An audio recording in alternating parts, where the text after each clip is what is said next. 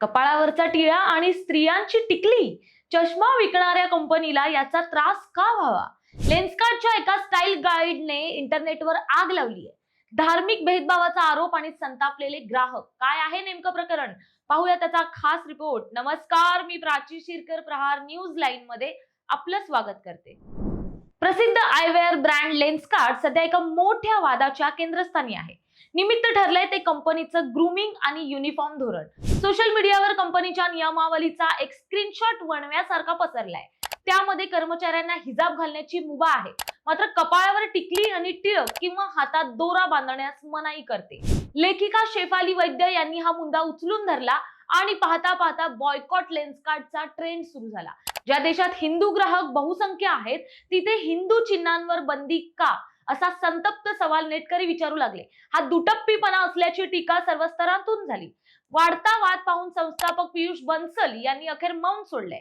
त्यांनी एक्स वर पोस्ट करत स्पष्ट केलं की व्हायरल झालेला तो दस्तऐवज जुना आहे आणि तो आता लागू नाही. बन्सल म्हणाले, आमच्या कर्मचाऱ्यांच्या श्रद्धेचा आम्ही आदर करतो. कर्मचारी टिळक आणि टिकली अभिमानानं लावू शकतात.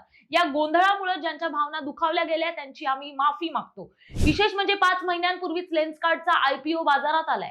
सुरुवातीला कमकुवत लिस्टिंग झाल्यानंतर आता कुठे शेअर सावरत असतानाच या नव्या वादानं कंपनीच्या प्रतिमेला धक्का बसवलाय. कॉर्पोरेट कंपन्यांनी प्रोफेशनल दिसण्याच्या नादात देशातील सांस्कृतिक आणि धार्मिक संवेदनेचा विसर पडू देऊ नये, हेच या वादातून स्पष्ट होतंय. स्पष्टीकरण आणि माफीनंतर हा वाद शांत होतो की ग्राहकांचा रोष कायम राहतो, हे लवकरच दिसेल. नजर सुधारण्यासाठी चष्मे विकले, पण लोकांच्या भावनांची पारख करण्यात लेन्सकार्ट चुकली का, याची चर्चा देशभरात सुरू झाली आहे. ब्रँड मोठा असो वा छोटा, जनतेच्या श्रद्धेशी खेळणं महाग पडू शकतं.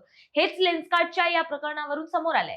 पियुष बन्सल यांची ही माफी ग्राहकांना शांत करणार का, हे काही दिवसातच स्पष्ट होईल. तुम्हाला काय वाटतं हे आम्हाला कमेंट करून नक्की कळवा आणि अशाच नवनवीन व्हिडिओ पाहण्यासाठी प्रहार न्यूज लाईन चॅनलला लाईक, शेअर आणि सबस्क्राईब करायला विसरू नका.